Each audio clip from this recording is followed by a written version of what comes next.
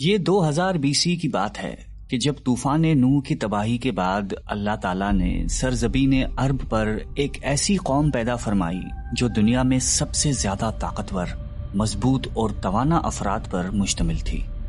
یہ لوگ جسمانی خوبصورتی، سرخ و سفید رنگت اور وجاہت میں اپنا ثانی نہیں رکھتے تھے۔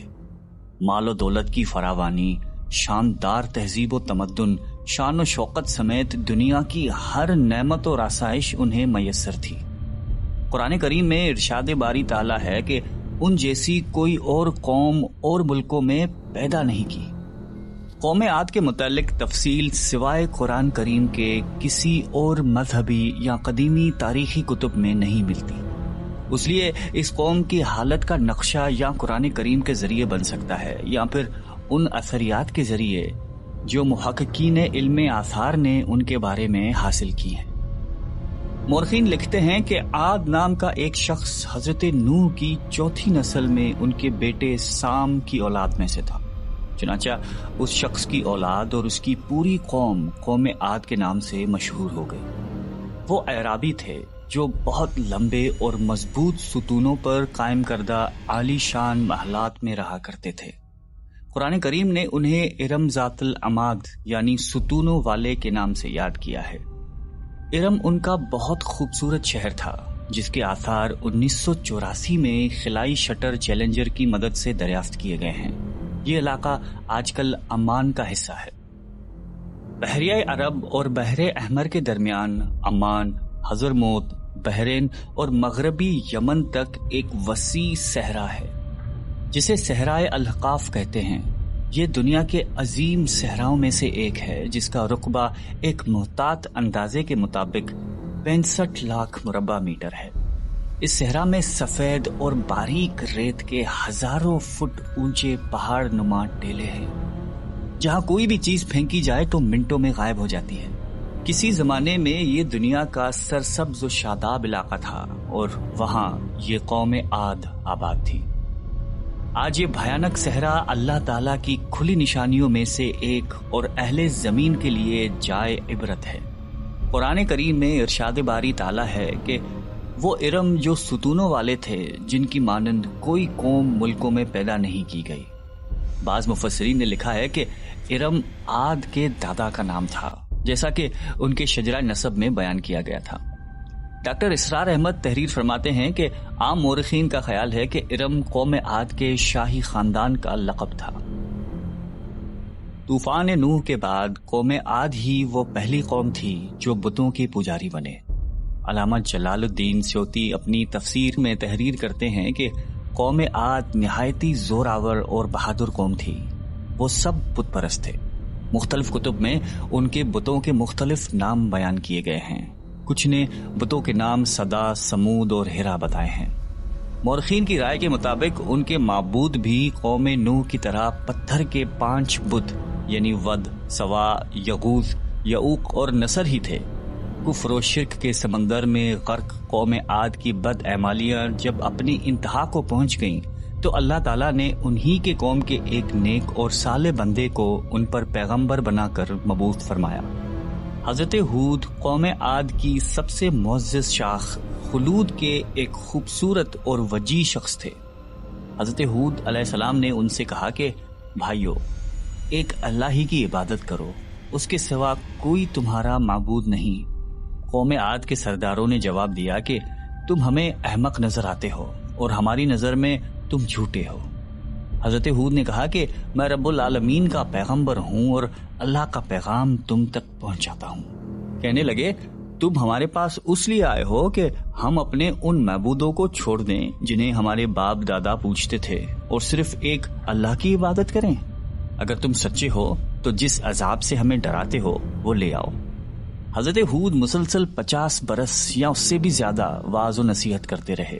کبھی انہیں اللہ کی عطا کردہ نعمتیں یاد دلاتے تو کبھی عذاب الہی سے ڈراتے، کبھی طوفان نوح کی ہولناکیوں کا ذکر فرماتے، لیکن وہ غرور و تکبر میں اندھے اور بہرے بنے رہے۔ انہیں اپنی طاقت پر بڑا گھمنڈ تھا۔ ارشاد باری تعالیٰ ہے کہ قوم عاد ناحق ملک میں غرور کرنے لگی اور کہنے لگی کہ ہم سے بڑھ کر قوت میں کون ہے۔ قوم عاد کے 13 خاندان تھے۔ عمان سے لے کر یمن تک ایک طویل علاقے میں ان کی بستیاں تھیں۔ سرسبز و شاداب کھیت و کھلیان، پھلوں پھولوں سے لدے ہوئے باغات، میٹھے پانی کی بل کھاتی نہریں، خوبصورت آبشاریں اور تندرست و توانا قوی، مضبوط اور قداور جسامتیں، انہی سب نعمتوں نے انہیں شدید گھمنڈ میں مبتلا کر رکھا تھا۔ حضرت ہود علیہ السلام نے اپنی قوم کو راہ راست پر لانے کے لیے بڑی جدوجہد کی، لیکن قوم عاد آپ کو جادوگر اور سحر زدہ شخص خیال کرتے تھے کہ جنہیں ان کے پتھر کے باطل خداؤں نے دیوانہ بنا دیا تھا۔ بالآخر وہ لمحہ بھی آ گیا کہ جب حضرت ہود علیہ السلام نے بارگاہ الہی میں دعا فرمائی کہ اے میرے پروردگار، انہوں نے مجھے جھوٹا کہا ہے، اب تو میری مدد کر۔ فرمایا اے نبی، یہ تھوڑے ہی عرصے میں اپنے کیے پر پچھتانے لگیں گے۔ اللہ تعالیٰ نے اپنے نبی کی دعا قبول فرمائی اور قوم عاد پر عذاب کی ابتدا ہوئی۔ بادلوں کے فرشتے کو حکم ملا کہ اب بارش نہ برسائی جائے۔ چشموں کے فرشتوں کو حکم ملا کہ ان کے چشموں اور آبشاروں کو خشک کر دو۔ دیکھتے ہی دیکھتے شادابی ویرانی میں بدل گئی، مویشی مرنے لگے، پھل اناج ناپید ہو گیا۔ پوری قوم خشک سالی کا شکار ہو کر بدحال و پریشان ہو گئی۔ یہ سلسلہ مسلسل 3 سال چلتا رہا۔ نبی سے قوم کی یہ پریشانی دیکھی نہ جاتی تھی۔ مسلسل واعظ و نصیحت کرتے رہتے اور فرماتے کہ اے میری قوم، اپنے پروردگار سے بخشش مانگو، پھر اس کے آگے توبہ کرو، وہ تم پر آسمان سے مینا برسائے گا اور تمہاری طاقت اور قوت میں اضافہ فرمائے گا۔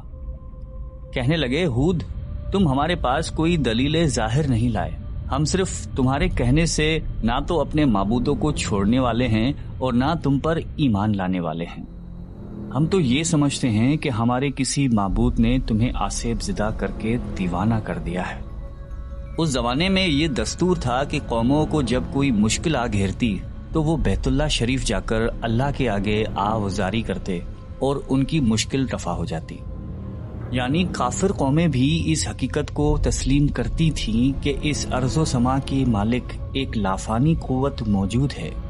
چنانچہ قوم عاد کے 70 سرکردہ افراد مکہ مکرمہ پہنچے، جہاں معاویہ بن بکر کی حکومت تھی۔ معاویہ کی ماں کا تعلق قوم عاد سے تھا۔ معاویہ نے ان کی خوب آؤبھگت کی۔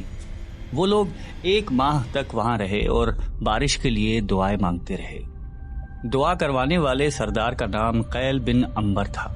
اللہ تعالیٰ نے ان پر 3 رنگوں کے بادل بھیج دیے، سفید، سرخ اور سیاہ۔ پھر آسمان سے ندا آئی کہ ان میں سے ایک کو منتخب کر لو۔ قیل نے سیاہ بادل کو پسند کر لیا کیونکہ وہ خوب بارش برسانے والا تھا۔ پھر ندا آئی کہ تو نے ہلاکت اور تباہی کو پسند کر لیا ہے۔ چنانچہ اللہ تعالیٰ نے سیاہ بادلوں کو قوم عاد کی جانب ہانک دیا، جسے دیکھ کر پوری قوم خوشی کے شادیانے بجانے لگے۔ ارشاد باری تعالیٰ ہے کہ جب انہوں نے اس عذاب کو دیکھا جو بادل کی صورت میں ان کے میدانوں کی طرف آ رہا تھا تو کہنے لگے یہ تو بادل ہے جو ہم پر برس کر رہے گا۔ تو اللہ تعالیٰ نے فرمایا نہیں، بلکہ یہ وہ چیز ہے جس کے لیے تم جلدی کرتے تھے، یعنی آندھی جس میں درد دینے والا عذاب بھرا ہوا ہے۔ یہ ہر چیز کو اپنے پروردگار کے حکم سے تباہ کیے دیتی ہے۔ گناہگار لوگوں کو ہم اسی طرح سزا دیا کرتے ہیں۔ اللہ تعالیٰ نے یہ عذاب 7 رات اور 8 دنوں تک مسلسل جاری رکھا۔ اس آندھی نے کسی جاندار کو زندہ نہیں چھوڑا۔ غاروں، پہاڑوں، گھروں، محلات اور قلعوں کے اندر سب کو فنا کر ڈالا۔ پروردگار عالم نے قرآن کریم میں قوموں کی تباہی کے جو واقعات فرمائے ہیں، ان کا اصل مقصد یہی ہے کہ امت مسلمہ ان سے سبق حاصل کرے۔ اللہ نے قوم عاد کو طاقت و قوت، مال و دولت، شان و شوکت سمیت دنیا کی ہر نعمت عطا فرمائی، لیکن جب اس نے نافرمانی کی اور اپنے نبی کی بات ماننے سے بار بار انکار کیا تو اللہ تعالیٰ نے اسے نیست و نابود کر دیا۔ ہم سب کو بھی انفرادی اور اجتماعی طور پر اپنے روزمرہ کے معاملات کا جائزہ لیتے رہنا چاہیے کہ کہیں ہم جان بوجھ کر یا انجانے میں اللہ اور اس کے نبی علیہ السلام کی نافرمانی کے مرتکب تو نہیں ہو رہے۔ آئیے ہم سب دعا کرتے ہیں کہ اللہ تعالی ہم سب کو قلب سلیم عطا فرمائے۔ اور قرآن اور حدیث پہ چلنے کی توفیق عطا فرمائے۔ آمین۔